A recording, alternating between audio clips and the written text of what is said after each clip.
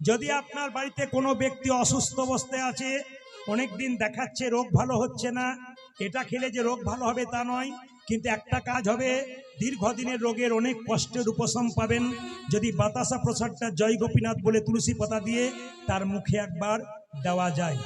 2, 3 নম্বর, যদি বাড়িতে কারো অশান্তি থাকে, একবার সহজ পদ্ধতি বলে দিই।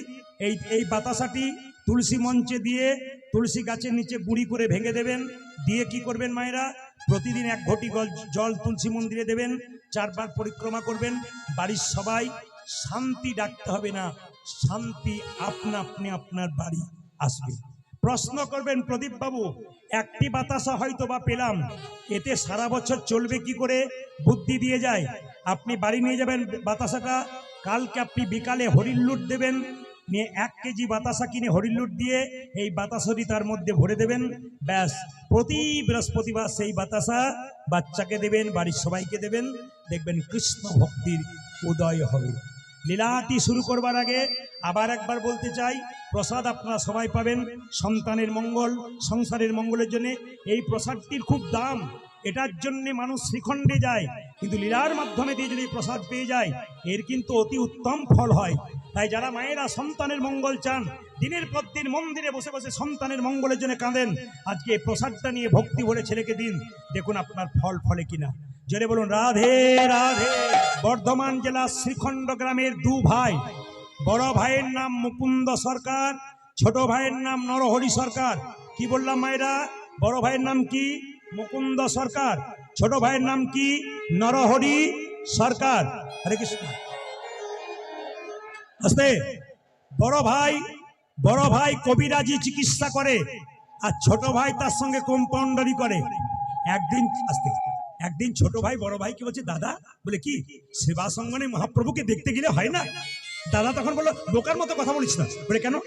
এখন যেমন একটু রাস্তা যেতে গেলে টোটো অটো ধরেন, সাইকেল মোটর সাইকেলে যান, তখন রাস্তার পর রাস্তা মানুষ চলে যেত, কোনো গাড়ি ঘোড়া পেত না, হেঁটে হেঁটেই চলে যেত। ছোট ভাই বলছে, দাদা হেঁটে হেঁটে সেবা সঙ্গনে মহাপ্রভু কিভাবে পেতে যাবো? বড় ভাই বলছে, শোন, পা ফুলে যাবে, যেতে পারবি না। ছোট ভাই বলছে, দাদা সাধুগুরু বৈষ্ণবের মুখে শুনেছি, যে হরিনাম করতে করতে রাস্তা দিয়ে যায়, তার রাস্তা অনেক খাটো হয়ে যায়। চলো না দাদা, তুমি আগে আগে যাবে, আমি পেছন পেছন যাব।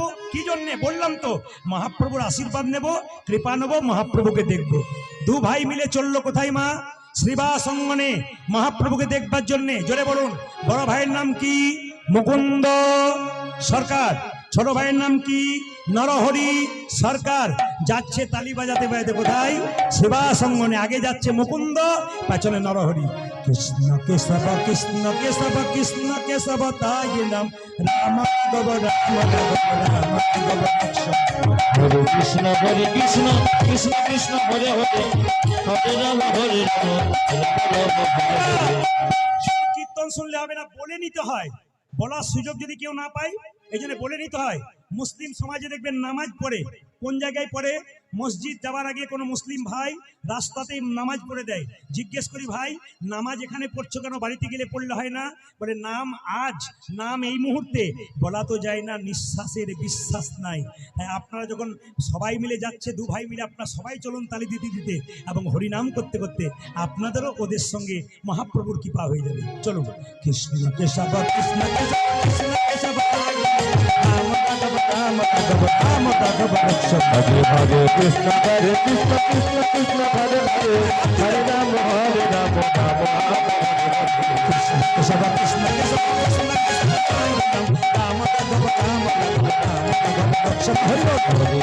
হরে কৃষ্ণ কৃষ্ণ কৃষ্ণ হরে হরে, হরে রাম হরে রাম, রাম রাম হরে হরে।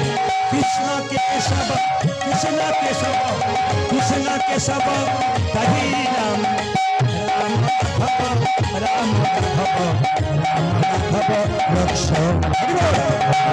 হরে কৃষ্ণ কৃষ্ণ কৃষ্ণ হরে হরে, হরে রাম হরে রাম, রাম রাম হরে হরে। হরে কৃষ্ণ কৃষ্ণ কৃষ্ণ হরে হরে, হরে রাম হরে রাম, রাম রাম হরে হরে। কৃষ্ণ হরে কৃষ্ণ কৃষ্ণ কৃষ্ণ হরে হরে, হরে রাম রাম রাম। কৃষ্ণ হরে হরি হরি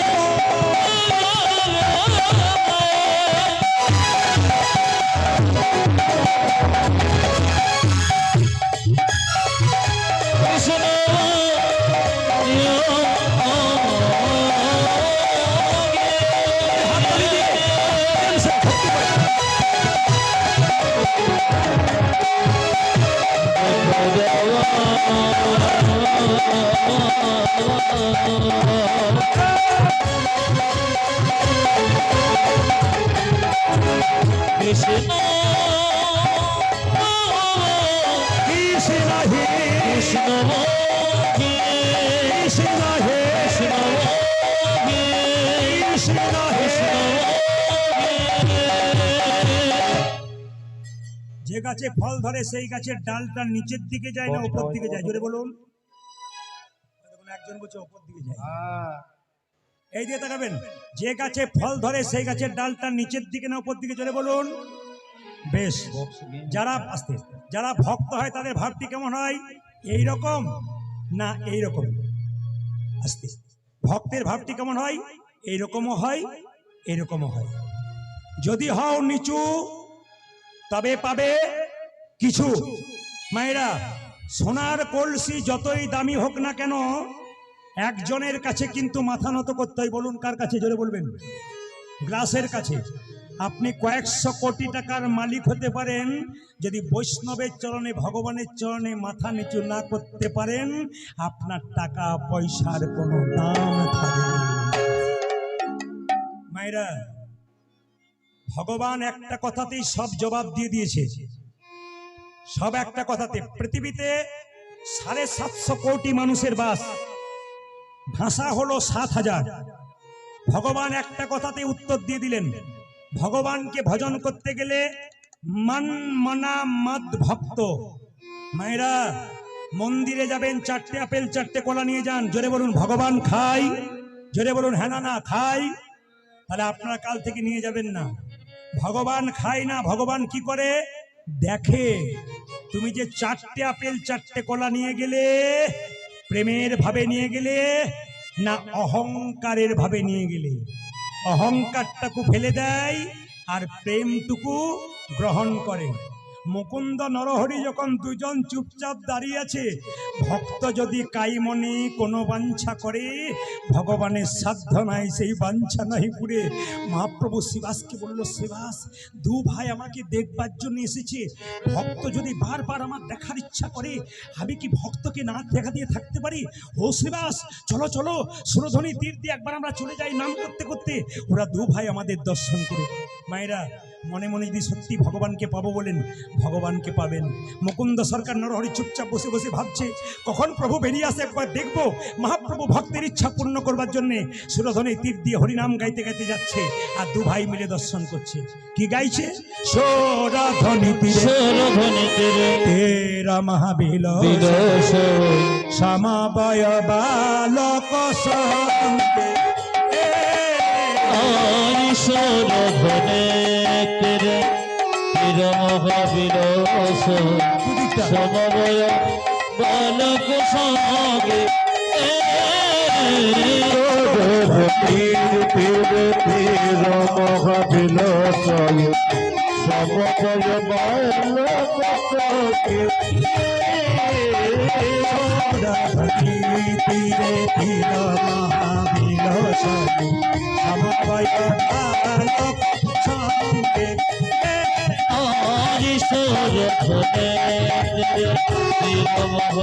বালক সঙ্গে সমবয় বালক সঙ্গে পরে করতালি ধ্বনি হরি ধ্বনি আমার বড় বড়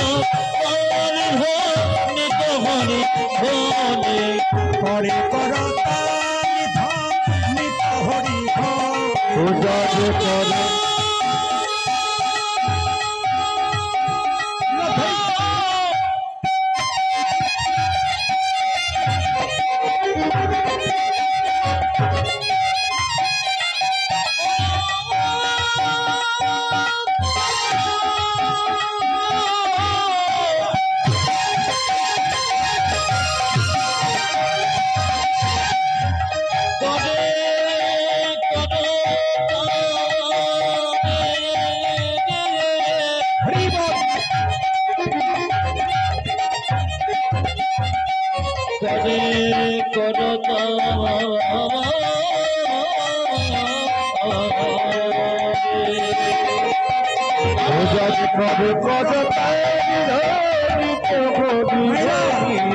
আপনারা যারা বসতে পেয়েছেন তারা ভাগ্যবান।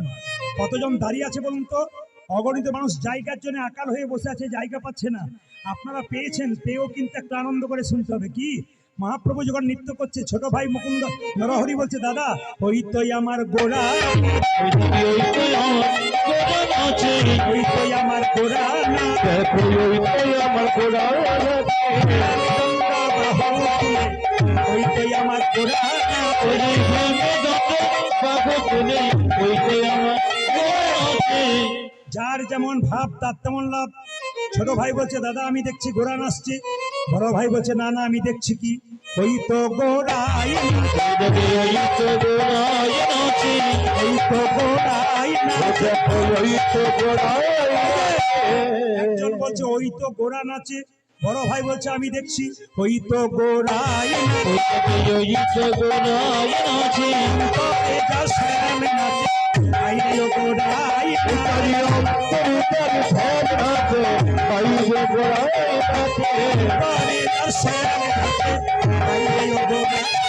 ওদের অন্তরে তোর সামনে নাচে, ওদের গোড়ায় নাচে, সোরে ধরে ধরে কৃষ্ণ ভগবানের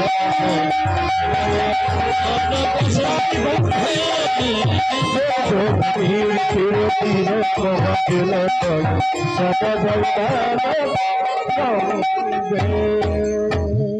গোপীনাথ জিউ কি মাইরা, ভগবানকে যখন আপনি ডাকবেন, ভগবান মাঝে মাঝে আপনাকে ধাক্কা মেরে মেরে দেখবে আপনি কতখানি ভগবানের হয়েছেন। এইদিকে মায়েরা, আপনি সোনার বালা দোকানে বিক্রি করতে যাবেন, স্বর্ণকার পরীক্ষা করে দেখবে এর মধ্যে কতটা খাদ আছে, কতটা সোনা আছে। আপনি যখন ভগবানকে ডাকবেন তখন দেখবেন আপনার ঘর ফুটে জল পড়ছে, তখন দেখবেন আপনার বুকে ব্যথা হয়েছে, নইলে শরীর খারাপ হয়েছে, নইলে বাড়িতে কোনো অশান্তি হচ্ছে।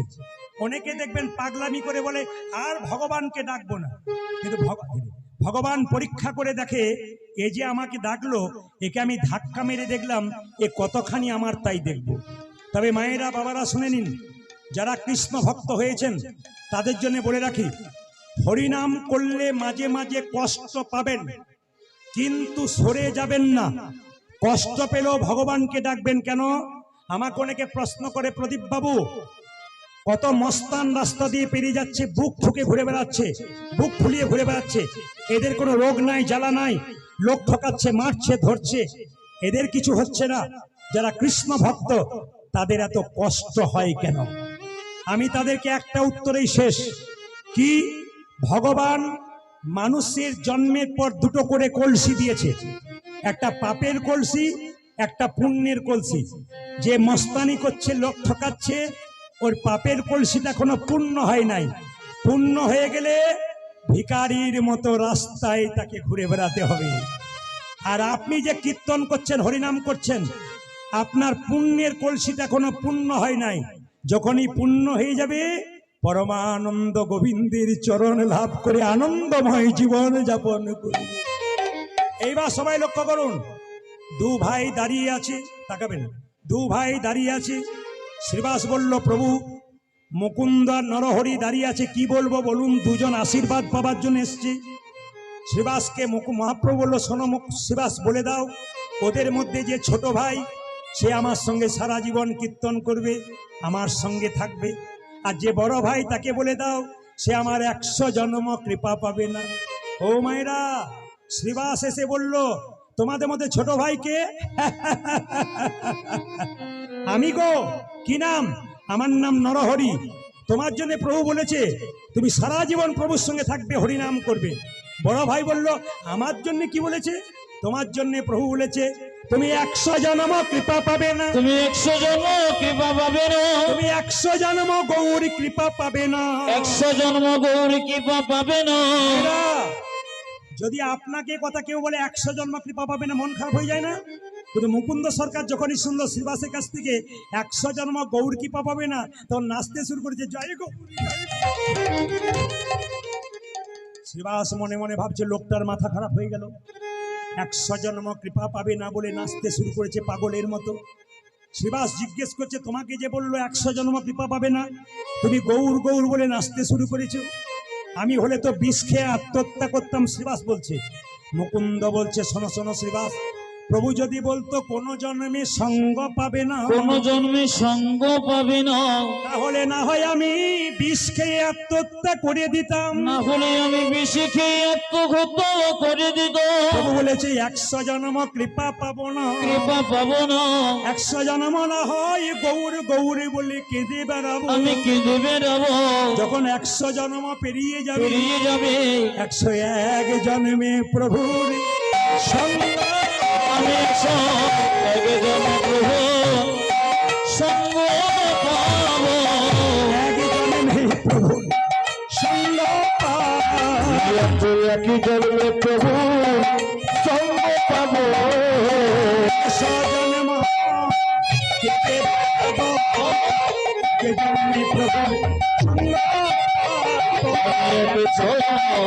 জন্ম পেতে পাবো,